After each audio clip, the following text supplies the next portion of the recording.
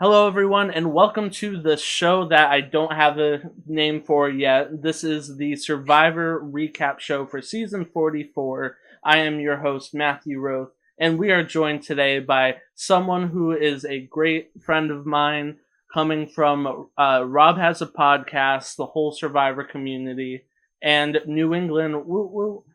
We have Tricky Rice with us. Thank you so much for having me. I'm so excited to be here. Like Matt said, I am from the New England area, but it's sad to see one of our own go in this episode. For sure, for sure. It's this was a very chaotic episode. We've seen many people nearly go this episode. Probably one of the most dramatic premieres, and I don't know if I mean that in a good way. Definitely dramatic, but I think it kind of sets the tone. Whereas I found last season to be a little sleepy. This one, I think, is very much in the mold of the new era, where it's like we're gonna hit fast, we're gonna hit hard, we're gonna get your attention quick. Yep, I completely agree, and that's how it's been. Just sitting there for the full 2 hours, just taking a lot in. It's a roller coaster of emotions and lots of cool personalities. I'll say I do think we have a good cast. But before we get into anything, you are a graphic designer. You've done stuff for Rob Has a Podcast.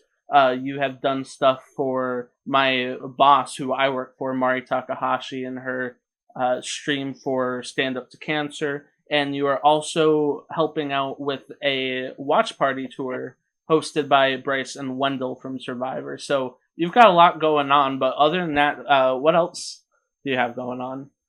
What else do I have going on? Well, I also contribute freelance to Give Kids the World. And if you don't know, Give Kids the World is a very great organization that helps children, and anything helps. I got in touch with them with Hearts of Reality, who every year they have their Hearts of Reality event, bringing reality TV contestants to Florida to meet the kids, visit the village, and don't raise funds for at the event through signings and just seeing the fans. So I always have to throw out Give Kids the World. If you're looking to donate to a good organization, that's an organization you want to donate to. You're just doing a lot. It's more than I'm doing. I'm kind of just sitting home watching Survivor. Um, yeah, that's pretty much it. That's why I'm here right now. Oh man, you don't sell yourself so sure. This is a job. Yeah, it is. It is, and we'll see. We'll see how it goes. If you guys can't tell on the YouTube verse, I am a little bit behind. Like, I don't even have a name for the show. My camera had to move to be on my chair. You're literally sitting on my gaming chair. My microphone is here because I don't have a stand. And I have to wear my headphones because my AirPods won't connect to my computer. So you know what they say, first production is always a catastrophe, but by the second it's only less of a catastrophe. So we'll figure it out as we go. So when last we left off in Survivor 43, it was down to Cassidy, Owen, and Gabler in the final three. And I think everyone's favorite was by far Cassidy to win once we saw that final three. But out of nowhere, we find out that the vote ends going 7-1-0 in favor of Mike Gabler, with the one vote going towards Cassidy. So tell me, Tricky, do you feel that I had emotions that night? I had very many emotions that night. I think there is a story to tell Gabler's win and make it seem like it was deserving, but we definitely did not receive that. No, we didn't. But I feel like it's a subtle edit where you can get the breadcrumbs if you go back and watch, but that's going to require you to watch 14 hours plus of the show again. Right. But even just going to tonight's episode, one of the biggest criticisms I have for 43 was the tribal councils. The tribal councils are supposed to be the most entertaining part, and I found in 43 they were just boring. Yeah, they were the most boring part. There was nothing happening. There was no information given. Mm-hmm. But you could even see in tonight's episode how much like they were trying to one conversation influence the other. Mm-hmm. Brandon says something that causes Lauren to have a reaction. Yep. Now I have to ask you, we've seen two new advantages get introduced in just this one episode: the bank your vote advantage or the inheritance advantage. Yep. Which do you come down on? I think the bank a vote is good. We've seen it before. It's easy to work around too, because you can just say, I lost my vote, which is what happened to Lauren, yeah, when she used it, and she looked like she did lose her vote, but in reality she got to keep it. So I think there's a lot of playability with that. It's the inheritance advantage that was introduced, where I was like, one, I'm not too sure this was properly explained. I still have a lot of questions about it.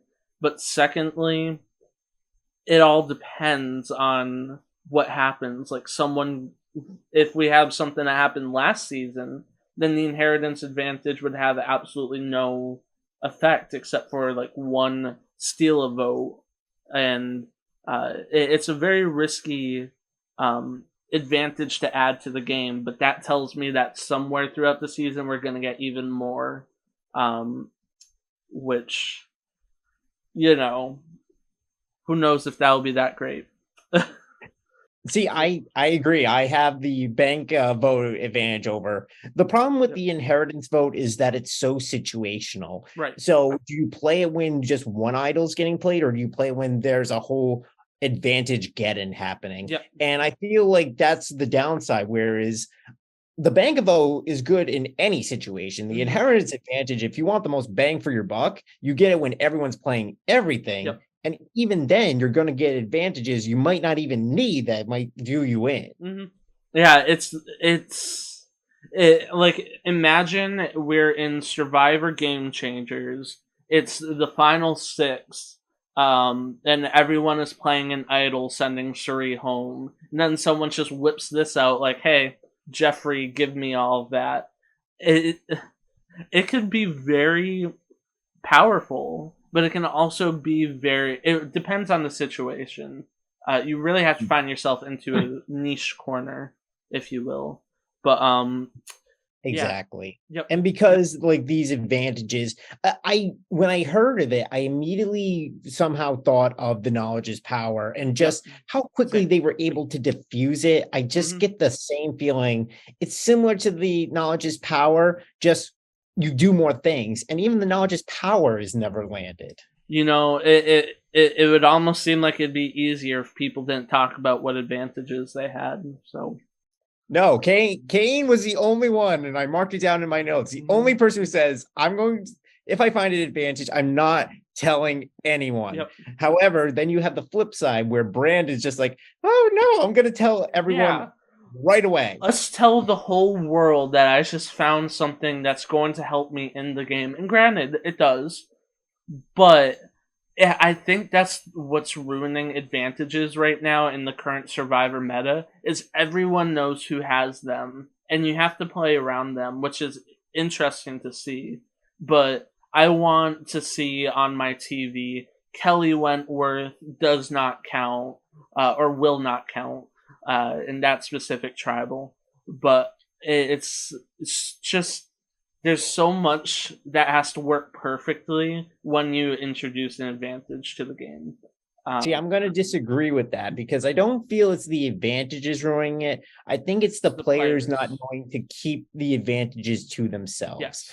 I think the idol in particular, and especially the dummy idol that Brandon got from opening the cage, that is a very powerful tool. He could give that dummy idol to Matt, and then it looks like both of them have idols, so it could create protection, this shield of fake protection around them. Right. But the fact that he's given up the goods so quickly, like that immediately turned Maddie against him, and Maddie was on the warpath. Right, exactly.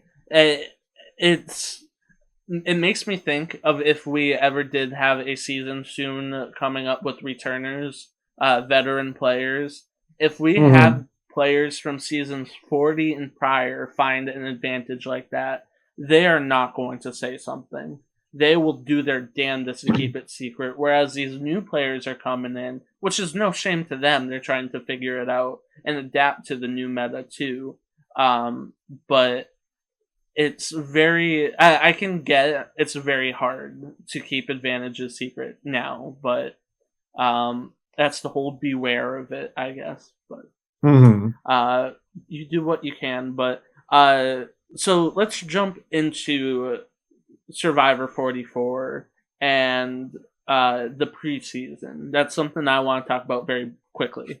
Okay. So producers went into the season touting how good it would be, saying it's going to be one of the best ones yet. We have a lot of cool new advantages coming out. So after seeing season 43, how did you feel coming into season 44? I felt confident in season 44 because I think the biggest thing that I missed in season 43 was drama. There was not drama. And I'm the type of person, give me your gabones. I love seeing the players just be a complete mess. And I think really we started out strong. I give a very big sense of these are not people who know the show too well. I get the sense that they are willing to do whatever. And I get the sense like these people really don't like each other. Yeah, it's funny because I can tell on this cast there are people who don't really know the game, and then there are people who know the game to an alarming level. Like I know the game pretty well. I've seen all 40 seasons, and now we're at this point where it's like two worlds colliding because there have been so many different seasons and so many people are trying to pick different paths. But I think this season there's definitely a good cast behind it, which is why I also was optimistic coming into it. Agree. I feel like we had more of that balance than we did in 43, where you felt like everyone was just gamebot. Exactly. So coming into the season, we see that everyone seems to be a little nervous, albeit excited. Like for example, at home, Carson was doing test challenges. Yam Yam was talking about how excited he was to starve. And Carolyn was being Carolyn. Which love her for that. Chaotic TV. So we already talked about the characters that are coming into this season. Who do you see off the bat as having some potential of stirring up the pot or getting far?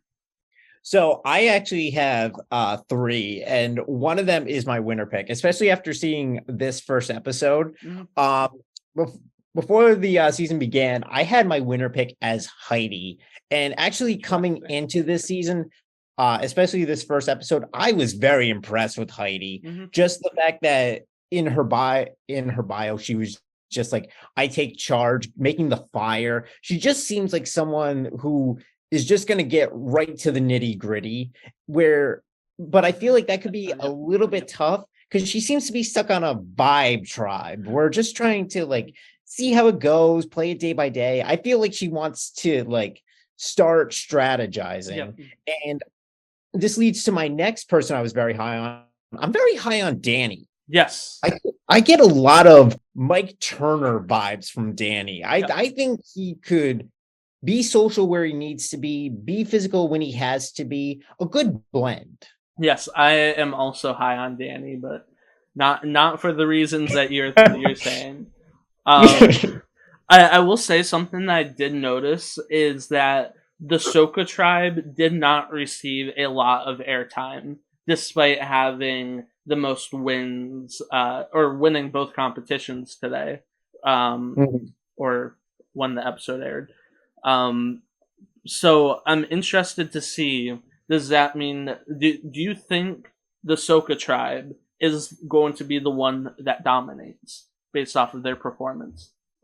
I get that feeling right away that I do think this is a tribe that's going to dominate, especially I think they just have a good cohesiveness going on.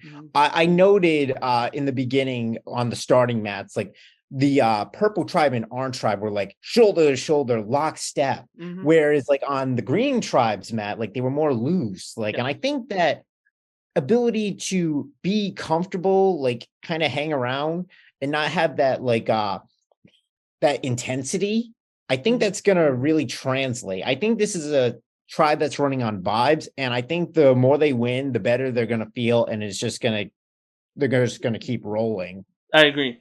So let's get into the first competition where Jeffrey says one team will win the basic supplies of flint, a machete, and a pot. The second team to win will not win that, but when they go back to camp, they will get to choose between the sweat and savvy competitions to get their supplies, and then the losing team tribe will have to take whatever's left and play that little challenge. So we have a very unfortunate event happen 5 minutes into the episode. I don't know if this is the earliest that someone has ever been injured. It probably is. But Bruce from the Tika tribe hits his head hard. So what do you think is going through everyone's head as they see Bruce get injured? Obviously, I can't make that joke. I'm gonna make it So anyway. Wait, no, I'm gonna make it anyway. okay, you Um, make the joke. so what do you think is going through everyone's head? And of course, going through Bruce's head is blood. That's so rude. But Okay, so first thing going through my head is just I kind of am surprised that Jeff said, Bruce, you let me know if you feel okay. Like, hey, yeah, we'll call over medical. You just let us know. yo, Meanwhile, the guy is gushing blood. Like half of his face is covered. I'm like, I don't know how you don't call medical right then and there. yo, But I think at that point the rest of the cast was running so much on an adrenaline mm-hmm, that I don't even think they noticed Bruce. yep, But I really got to say, Bruce, for someone who's has a life dream, he's finally made it to the island. He's not saying crap yeah, about his head injury. He's staying there as yep, long as he can, and that's kind of where I feel like that's Jeff's call. That's yep, production's call to say like, "Hey, you're bleeding. Let's check this out." yeah, Um, However, I will say what I did like about it was afterwards the giant bandage they put on his yes, head. Like I very yes, much got flashbacks to One Piece where they have like the giant band-aids that just goes fully around the arm. I mhm, got the same situation from it. yep. It was when I saw that, I was like, I'm surprised they're not taking him out right away because there's always a risk of concussion and something could happen. So I think pulling him, which we'll get to eventually, was the right decision, but we'll get to that. Mhm. But for now, at the end of the competition, they put it on pause for Bruce, but do get back with it and start again. Soka wins very quickly, followed by Ratu in second, and then Tika is last. So then we go back to camp. Everyone meets each other, but we have to get through Sweat and Savvy first. Um, Mhm. Ratu chooses Sweat, which leaves Tika with Savvy. And we see Carson and Helen from Tika. Sorry, can Um, I stop for 1 second because I have to go back and talk about this in the challenge. yes, Why did Carolyn take off her pants? she did. Wait, You, did I you did not? not see this woman take off her pants mid-challenge. No. Wait, was this So before or after the bleeding?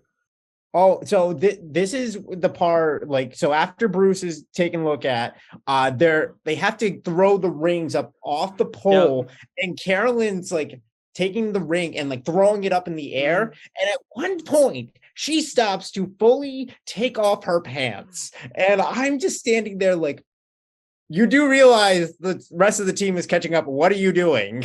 I remember because I was commenting on her like screaming as every time she threw. She was like and it was just entertaining, and there was just so much. I Go ahead. I loved it as a Mhm. viewer. I loved it, but I'm like, is it giving you superpowers or something that you're stopping mid challenge to take off your pants? Like, why are you taking off your pants? Honestly, at the rate Carolyn's going, I would watch a show, give her a cape, and make her a superhero. Which, by the way, I don't know if anyone picked up on this. She's a drug counselor. With and I just love her personality. Someone who's that chaotic is deserving of warmth in my heart, in my very cold heart. Uh, Carolyn is great TV. My oh yeah, question is, how much can Carolyn translate that into the game? game. Yep. And I know as we'll get further on, I'm getting a very bad feeling about Carolyn because she seems Yes. iced out. So when I saw her, I was like, she is like Nora from Yes, I've heard that comparison. so with Sweat and Savvy, we see Carson and Helen just absolutely. They're like, oh yeah, there's 18 rings because they had the Savvy comp delegated Mhm. to them, and they're like, oh yeah, there's 18 rings, and they flip it over and it's right.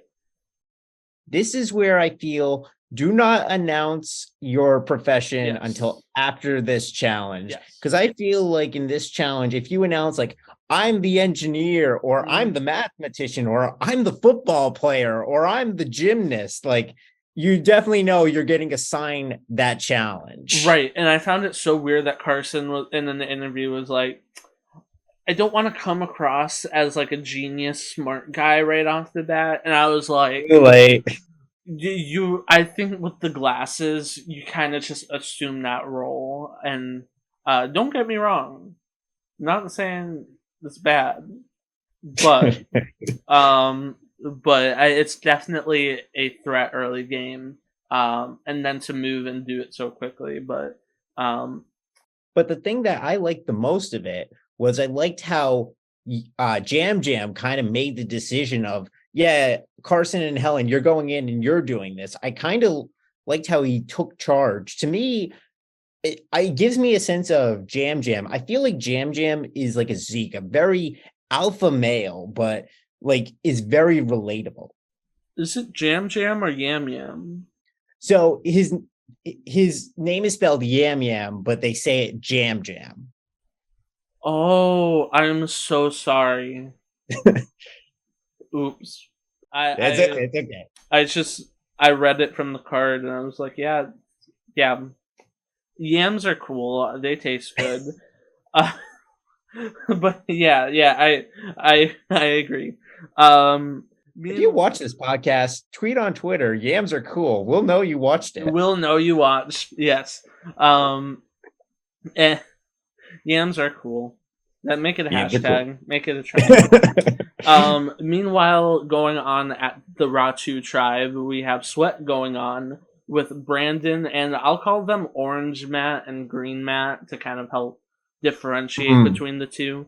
Um, on Ratu, we have Brandon and Orange Matt doing the Sweat tribe, where tribe. Oh my god, we have Brandon and Matt doing the sweat competition challenge, and we see that they're struggling. These are two very strong men, and they have to lug coconuts back and forth across the beach. Um, yeah. Yeah, no, I definitely could get the sense like this was turning tough. And here's the thing that they don't mention is that it's not the weight that's keeping it down, it's the drag from the sand. Like that, Yes. those sand dunes are pushing that back. It's like you're Mm-hmm. hauling it over a giant like Mm-hmm. plot. So that's where I feel like a lot of the issue came in. My mom, who was watching the show, kept texting me, why don't they just jump in the water and cool off? I'm like, because they're Mm-hmm. on a time limit. Mm-hmm. Yeah, it's I felt so bad watching them because I was like, and especially I noticed they built like a little line in the sand, which at that point you're kind of making it a little bit more difficult because now you have Mm-hmm. to drag it through a less or a more or a surface with more friction. Mm-hmm. Uh, but but they inevitably do it, and all the tribes get their pots, pans, machetes, and flints, which is always good. 4 seasons in a row, no fails. Um, At this point, is there a point to even having the sweat versus savvy challenge? I don't think yeah, anyone's failed it yet. I don't think so either. Which it's entertaining TV, but Is I it? Because I feel like we could be getting tribe dynamics. yeah, that's a good point. I think I'd rather be getting tribe dynamics. I'm not necessarily mad at Sweat versus Savvy, but Hmm. well, I guess one question that I have for you is if you were in this situation, would you have chosen Sweat or Savvy? See, I debate this a lot. I think I would honestly do sweat, mostly because I feel like it's the most like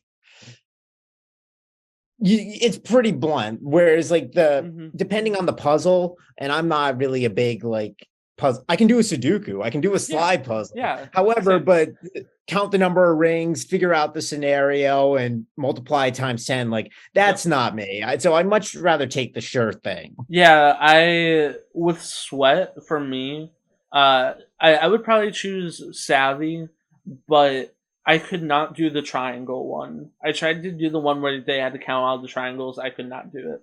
I was Yeah. failing miserably.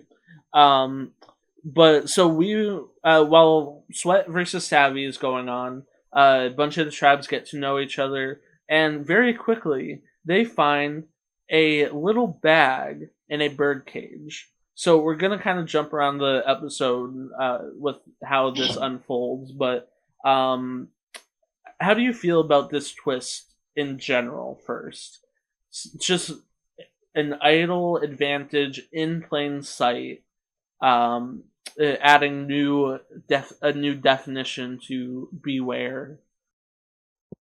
See, I liked it better in the previous seasons where we made him say the funny phrases. Now I feel like we've gotten to the point now. I mean, at this point, the contestants know there's beware advantages in the Mm-hmm. game, but now it's just kind of turned into fetch quest Right. where Brandon's got to find the key to open the cage, and then it just feels so compartmentalized and not really interacting. Yep. Like, granted, like there was a little bit, but not as much as like where you have to actually talk about Mm-hmm. do the phrases, and then it pings the other person like, okay, I can possibly work with that Yep. person. I feel like it just it reminds me so much of Jeremy getting the idol in the middle of the night. Yep, exactly. I agree. And to go off of that, it's a very bold choice to put an advantage out like that when the past 3 seasons everyone has just been like, look at this idol I found right here. And it just takes away from the suspense of trying to hide it. Hmm. So and especially, oh no, I was gonna say something, but I was wrong. So it's an interesting twist. We'll have to see how it plays out. But as we saw with what I just said, when Lauren goes on her boat trip, which we'll get into soon, Ratu goes in search groups to try to find the key to the cage, and Brandon finds it. He tries to hide it initially, but then he's like, "All right, I got it." And he opens it up in front of the whole tribe, and he has an idol and a fake idol. So, if you were somewhat caught grabbing an advantage, would you come clean? If I was caught grabbing an advantage, see, I think I would have done what Brandon was doing at first. At Yep. first, he talks to Maddie, and I think I would try and talk to that person and say, like, hey, let's do this thing together. Yes. And I think Maddie had Brandon just said, hey, I have this thing, but it's between you and me. I think she would have been on board. I think we would have been off to the races. Yep. However, it's when Brandon takes that leap of logic to say, I want to tell everyone. That's where I'm like, oh, Yep. that now I don't like it, because I think an advantage with less people knowing is more beneficial than these group idols, because at the end of the day, it's playing for someone, and 5 out of 6 are not going to be played for. Right. Exactly. I think it was I do get that Brandon and Maddie were composing or contrasting personalities, but and I know it's a lot that if you just told Maddie, maybe she could go tell Lauren, then Lauren goes and tells everyone. So I understand the risk, but at this point, you can't really do anything. You can do things with an advantage, as we'll see tonight, if it's not Mhm. secret. But it just makes it a lot harder because Right. people play But what around blows everyone. my mind is just like I felt Maddie was so on board. She was Hmm. ready to go, like her and Brandon. Yeah. Like, Yep. Which it takes an interesting twist by the end of the episode for sure. Um, but let's get into backstories now. So we get to see a few backstories. We have some very interesting personalities. We see Carson gets a lot more screen time. So he's I don't know what that means for you people out there counting confessionals and stuff. But he discusses how he gained 30 pounds so he didn't have to worry about hunger when he got onto the show. Do you think Carson's dedication to setting himself up to win is actually going to help him get farther in the game? Carson, I think you can definitely tell Carson is a super fan. Carson Yes. loves this game and he has been wanting to play it for a while. The thing might that's work I feel is going to be working the most against Carson is him having to pay the bill for the archetypes that came before. So the Yes. Cochrans, the Christians, the Adams, like the super players who came before him with the shaggy hair. Hmm. This is why I'll never go on Survivor. I would be labeled that right away. But at one point, and I've been saying this, is that that bill needs to come due. Someone needs to pay for that bill. And I feel like we pushed it off for so long. And I just feel like no, we're getting to the point now. Someone sees the glasses with shaggy hair person who knows a lot about the game. I don't think they're gonna let them get too far. Yep. I think Carson is gonna be in trouble come a merge situation. I think he's good to keep around for now, but come like a merge, I'd be looking at him like, I don't want you in my merge. Right. Exactly. I think, especially seeing how everything he's done, uh, printing 3D models to do his own challenges. I think it's going to be very difficult for him to hide that and to hide that super fan. But you don't Hmm. know; he's a rocket scientist, so literally. So we'll have to see what comes from him. Another person who I want to talk about is Carolyn, who we've already talked about a bit. People think she's crazy in real life. That she says, is what she says. Do you think she's crazy? No, I do not think Carolyn is crazy. Yeah. However, the thing I find working against Carolyn, a lot of people think Carolyn can be that player like, oh, let me just grab this person and we'll be best buds to the Yep. end and she'll be my goat. But I'm like, I don't think people understand how difficult that relationship is to foster. Yep. Like, especially I feel like Carolyn is a Nora with another notch. I feel like Hmm. Carolyn does or says whatever she feels like. And as someone who, if you play the game, you're looking for that stability, I Hmm. don't think Carolyn can provide that. Yes. I think Nora was no. I can't even say that. I think the I difference think Nora between just wanted to know the plan. right. I think the difference between Nora and Carolyn is that Carolyn has a sense of the game that's going on around her. With that being said, I think she is still in a very similar position to Nora, where she was figuring it out as she was playing. But I Mhm. don't think being more aware is going to help her. But it might help her get far. I mean, look where Nora got final three. Uh, so But but I feel like she's got to make these bonds quickly. right, She said even exactly. before Bruce was taken out, like I just talked to Bruce. I'm like, if you have not had a conversation with everybody on that island and you just lost your closest ally, you're setting yourself up for a bad road. Yep. There's no two tribes anymore. These are three tribes of six, Hmm. and there's not a lot of places you can hide. Exactly. It's going to be interesting seeing a Tika tribal council. I'm very interested to see that. especially because Tika has. Well, they're down to 5, so there's Mhm. less room to hide. Um, Exactly. and the reason why there's less room to hide is because we have had a lot of injuries this episode, and we find out that Bruce has been medically evacuated in the night. Um, and how does it feel watching someone's journey end so quickly? I mean, it's not the first time we've seen day one medevacs. Like, Yes. we think of Courtney from One World. We think of Right. Pat from David versus Goliath, even Yep. Jackson from 42. So Yep. it's something we're accustomed. But I think you can, where as it came to Bruce, I think you could get more of a sense that Jeff was really, really bummed. I Yeah. think Bruce was one of Jeff's favorites, and you Yep. could definitely tell it translated. Yes. I agree. Which I don't know if it's okay for me to say this, but did you hear what Jeff said in his podcast? Yes, everyone. Yes. Season 50, when we do the All Stars, Bruce is coming back. Yes, Bruce will He's come coming back. back. We don't know when. For all we know, we have maybe returning players for a change. Um, maybe, but he's coming back eventually, which I agree with. I think Yeah. in terms of like Jackson and 42, I feel bad for him because he really wanted to be there, but it was something that he did or failed to tell production that kind of got him Mhm. out. But with Bruce, it was just, hey, I'm ready to go, and he slipped once, and that was the end. So I'm Well, excited to I see. I think it's funny, and I have this written down. Bruce wants to jump through the camera Mm-hmm. straight into a log. Yep, directly. uh, I feel so bad. If that happened to me, I would have been like, I would have cried.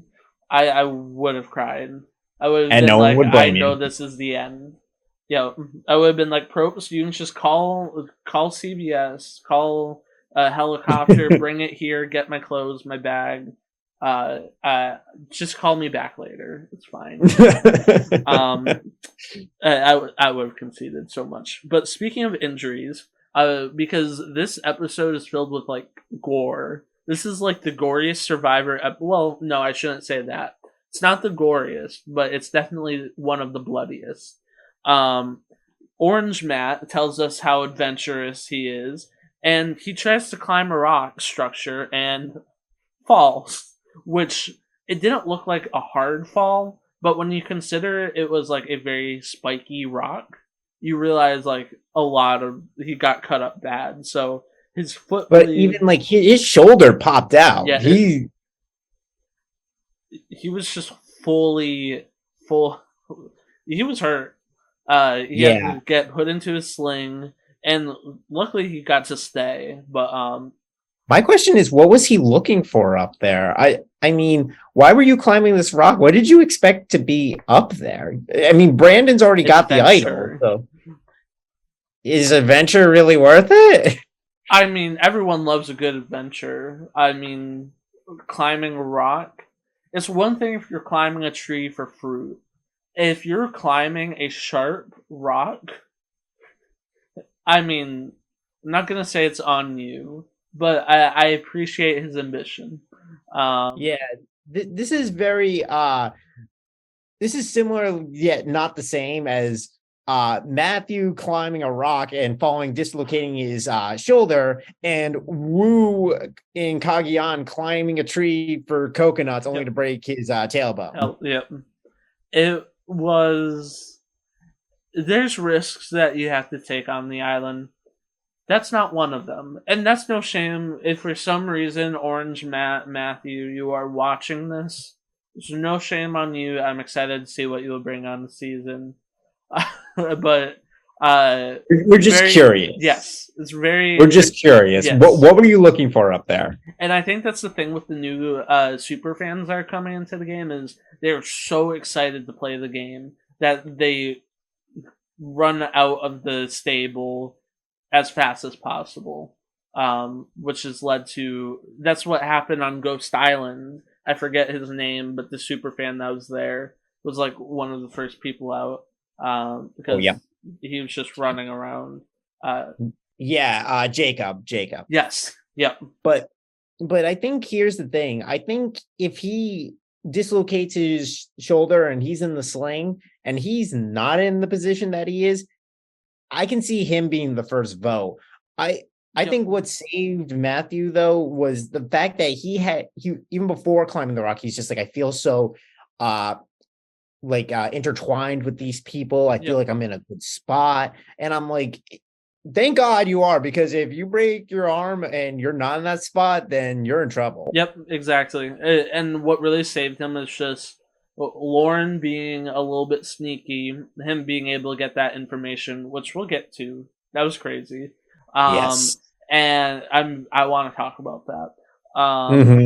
And then obviously Brandon having an idol and him passing out too, but we'll get to that in a second. For now, let's get to our little boat trip. The tribes have to send one of their castaways on a little trip to an island, which we've seen since season 41.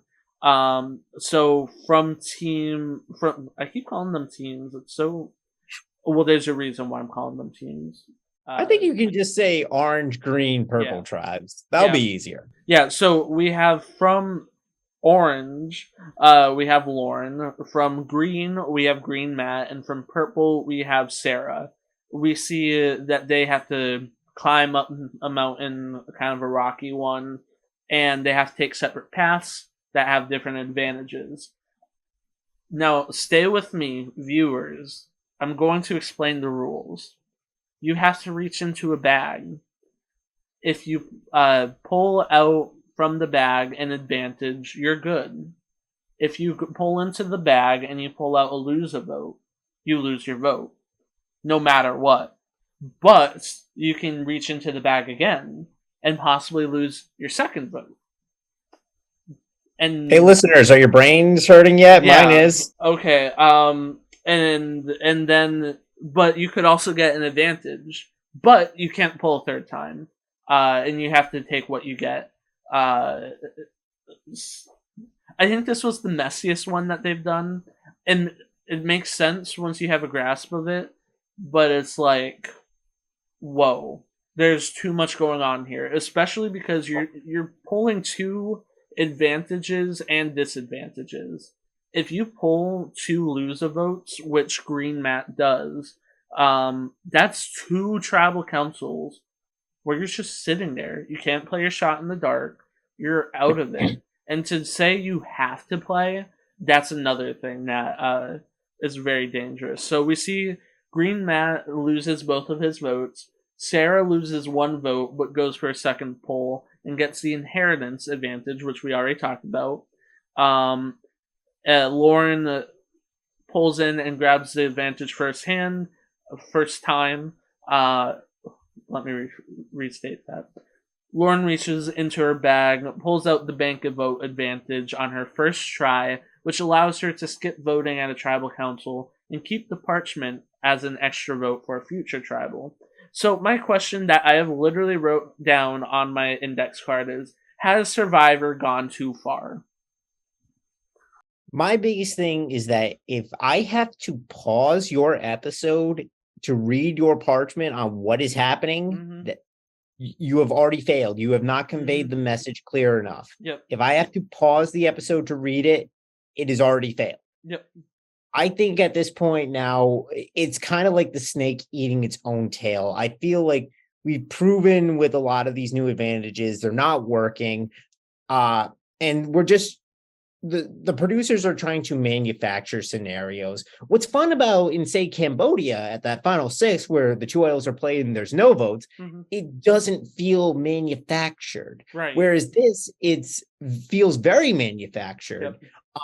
And then but the reason, like, I think a normal player, especially when it comes to drawing, I get the feeling Matt's never seen Survivor, because after one poll and I don't get it, I'm not pulling again. You're like, that's it. I'm not pulling again. But the fact that he goes 2, I think they're looking to get people who don't know too much, who just do crazy things.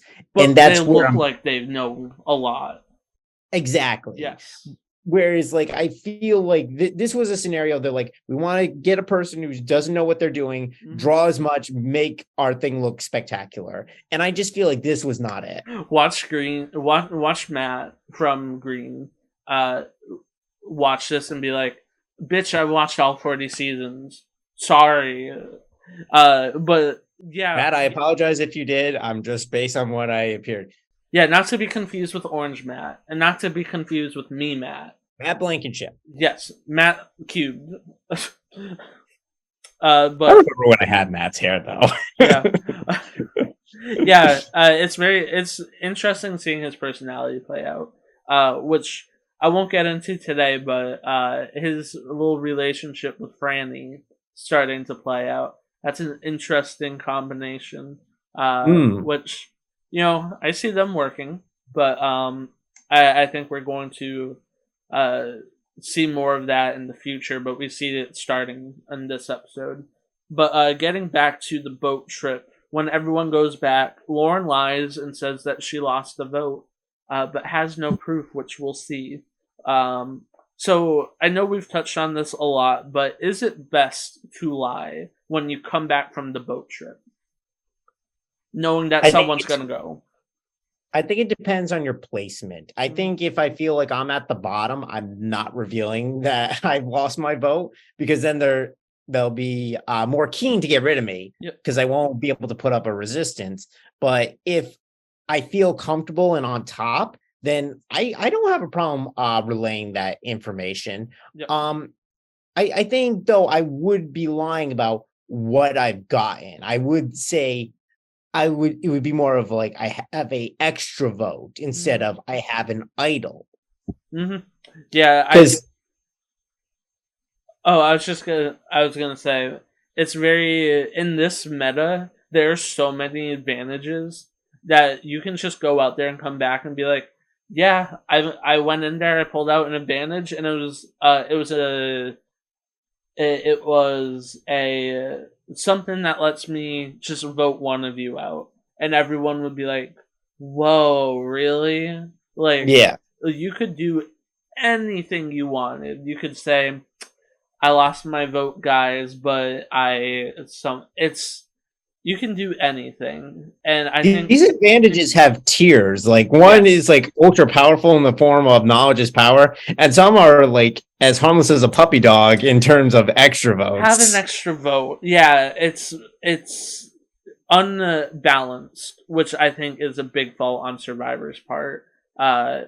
When you just had idols and then things that saved people, there was balance to it. The super idol, 2 people had to play it, so it was balanced. And it's very interesting seeing what meta we're in terms of lying. But more on that for later. Right now, to nearly wrap up, let's get into the immunity comp. It's our standard Survivor comp. We have to do a little boat thing around a buoy. Then we got to come get this big box, pull it on a track. And then what I thought was interesting was doing a classic Survivor slide puzzle, but now the blocks are heavy. So, did you like this comp? I feel like the first challenge when we start the game is always, I refer to as the great depletion. They are looking to have you spend as much energy and gas you out as quickly as you can. So you don't have those reserves.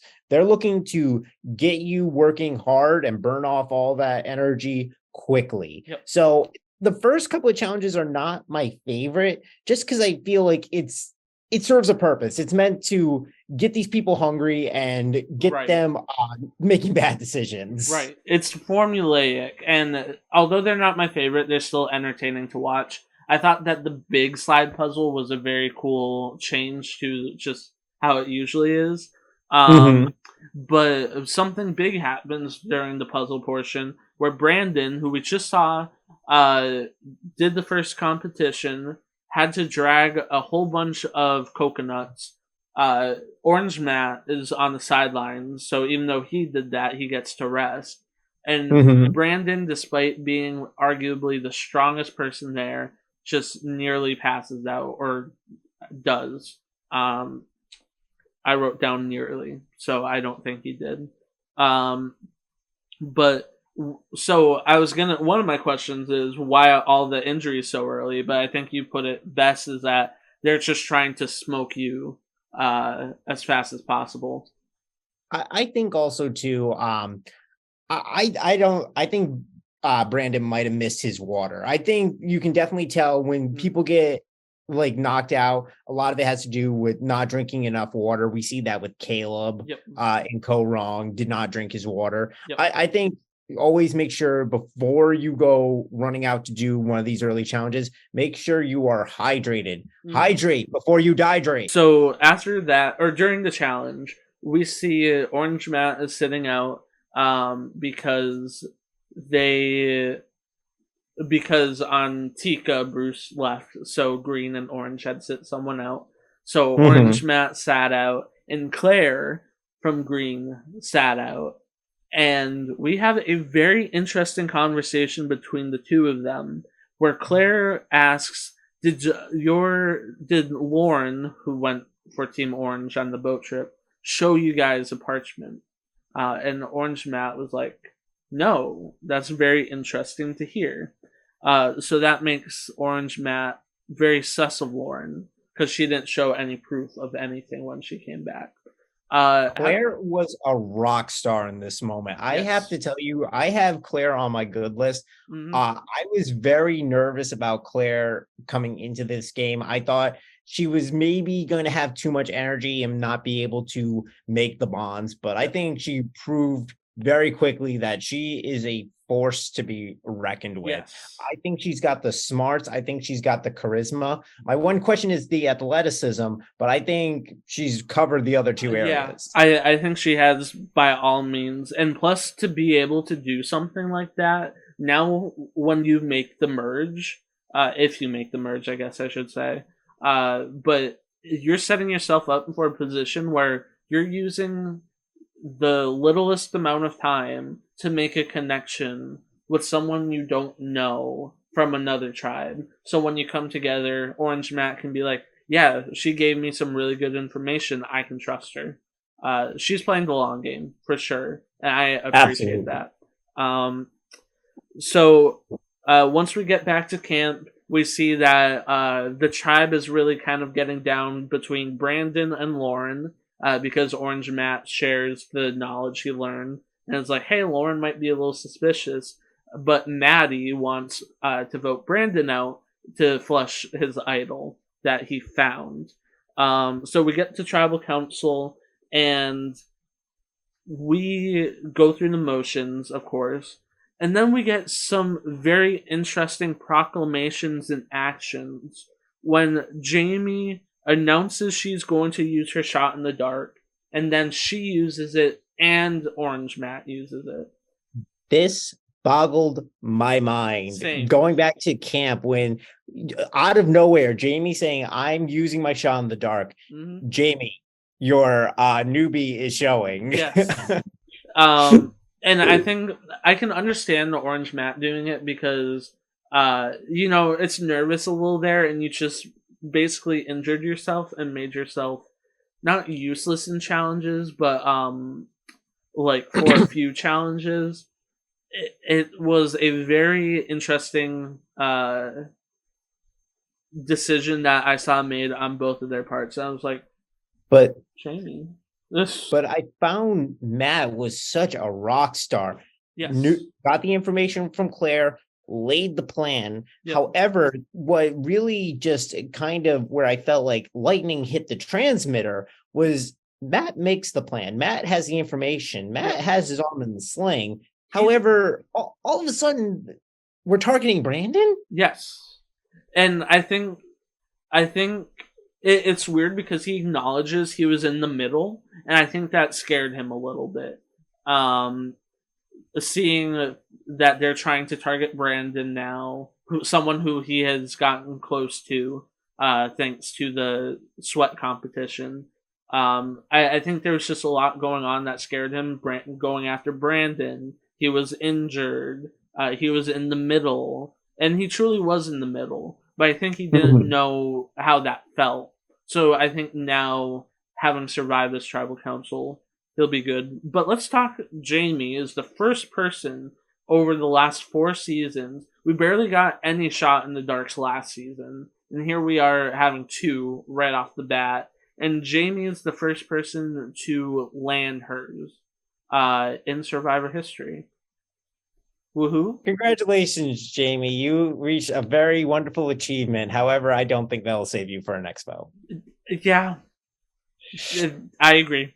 Uh, Yeah, no, Jamie was very much one of the people coming in. I'm like, I have reservations about Jamie. yes. I'm not feeling good. And this episode did nothing but confirm my fears. Yep. On Jamie, I'm sure you're lovely. I'm very nervous for you. And you know what? If you win, I will eat crow. I'm so sorry, but I Yep. just the edit's not doing you any favors. Um, but we'll just have to see, I guess. You never know with how, like you said, they've been editing. So bear with me here. Jamie uses his shot in the dark, or Jamie uses her shot in the dark. Matt uses his shot in the dark. Lauren banks her vote and keeps the parchment. And out of nowhere, Brandon says, I'm going to use my immunity idol because everyone knows that there's no point in keeping it. Manages to deflect 2 votes off of him that would have sent him home. And because of that, so this is like 4 different things getting played. First tribal council of the season. But because of that one idol, he saves himself from being eliminated and sends home Maddie, who was advocating for him to go home. Do you agree with this call from Brandon? Obviously, the idol play was good, but do you agree that Maddie was the correct first casualty of Survivor 44? I definitely agree with him because I feel like if anything, this is more of a Matthew call than a Brandon call. Yeah. I feel like before they get to the tribal council, I think Matthew says to Brandon, "The votes are coming your way. Play the idol. Let's knock out Maddie." Because I feel like the only opposition Matthew was facing was Maddie. Maddie could get people together. Maddie can oppose a force. So I think he's eliminated a big strategic annoyance. And I think that gives him more, and especially with him playing the shot in the dark, he doesn't have to spill blood. He doesn't have to vote for anyone. So that puts him in the clear. He can go to the remaining girls and say, well, I didn't vote for you. I played my shot in the dark. Mm-hmm. So that leaves him to come in and take Maddie's forces and along with Brandon. And that's a majority right there. Mm-hmm. He can decide which way he wants the tribe to go going forward. Mm-hmm. And plus, what's good for Matthew, even though he's aligned with Brandon, so maybe not so good, but what's good for the tribe dynamic overall is that the idol is out of play, which means there's less tension, which will hopefully help them to work on getting more connected.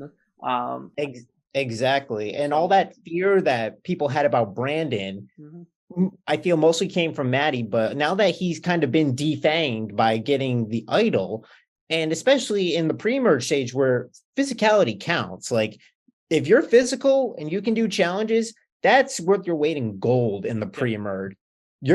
I have a feeling Brandon's record has been wiped clean, and I think he's going to be safe for a pretty long time. Yeah, I think he really set himself for greatness to come, because if you saw this play like this was the merge, that would put a target on your back, because now we're getting to jury and they're looking for the moves. But to just have this be first tribal council and you kind of you use it for to just save yourself simply. It's a simple idle play, but very effective, that I think will help him in the long run. I agree. I think though the biggest takeaway is that I think going forward though, Kane is gonna be in pretty much the crosshairs because he's the only person besides Maddie to cast the vote on Brandon. And I think that's gonna translate in a big way. Interesting. I will be very curious to see what comes. But for now, that has been season 44, episode 1. I almost just said that was the end of the season. Like this was the final episode of the podcast. Recap, if you will. But yeah, what was I going to say? Oh, so one final question for you before we head out. I know we mentioned your top 3 for the season. Who is your winner pick if you had to guess based off of this one episode? I still feel confident in Heidi. I don't know why. I get a good feeling from Heidi. I think she's gonna hang around for a while. I think nowadays today's Survivor rewards a under the radar player who makes a few moves at the end to win. And I can very much see Heidi being able to get into that mold of create good social bonds, ride it out, and then just do what she needs to do to get to the end. I feel very confident. Mm-hmm. Yeah, I think very aware. I think so. I had my pick on Danny coming in, but when I mean he's which you know, but when when they were making the fire and they had a firefighter there, it's like clearly give it to the firefighter to make the fire. But when Heidi was just like, no, I got it. Here you go, fire. I was like, work, you know. I think she's gonna go far because she knows what she needs to do, and that's made very clear in this episode. So, any final remarks about episode 1 or Survivor 44 in general? My biggest takeaway from the season was that Survivor really binged Lord of the Rings, The Rings of Power, and House of the Dragon with their new tribal council immunity idol setup. So I think the biggest promotion we can get out of it is that if you have not watched House of the Dragons or Lord of the Ring, Survivor every week is going to remind you, go binge those shows because they sure did. That's for sure. That's for sure. Especially with the sword and the shield idol. I'm very interested to see what they have in store. Or they played the newest Pokemon game. True. Gen 8 was a big influence on Survivor. And that will do it for the recap of season 44, episode 1 of Survivor. We will be back next week with episode 2. But if you want to watch Survivor, you can watch it Wednesdays at 8, 7 Central on CBS or on Paramount Plus. Tricky, thank you so much for being here today. And this has been the show without a name, I guess. Something along these accords. So, yeah. So, before we end, tell us where we can find you on all of the social media platforms. So you can find me at all my social media platforms at Tricky Rice. Currently, right now, I'm working with Rob as a podcast and post-show recaps where we're covering all the current reality TV shows and scripted shows. Last of Us is playing, and so is Big Brother Canada about to start. You can also see me at the Bryson Wen events. Man, we're probably going to be meeting up at the one in Boston. I'm excited. I'm so excited. That's going to be such a fun time. Yes, I can tell you from someone who went last year, it's really great. You can still get tickets for that one. Go to at Bryson Wen Present on Instagram or Eventbrite. And also, too, if you feel like donating a few bucks to a good cause, look up Give Kids the World. Great organization, and I know they really appreciate it. Yep. Great organization indeed. So thank you for coming on to the recap. And like I said, we will be back next week for a recap of Survivor Season 44, Episode 2. And imagine I'm saying something very Jeff Probsty here. Like, got nothing else for you. We'll see you next week. Head back to camp. Something. Bye.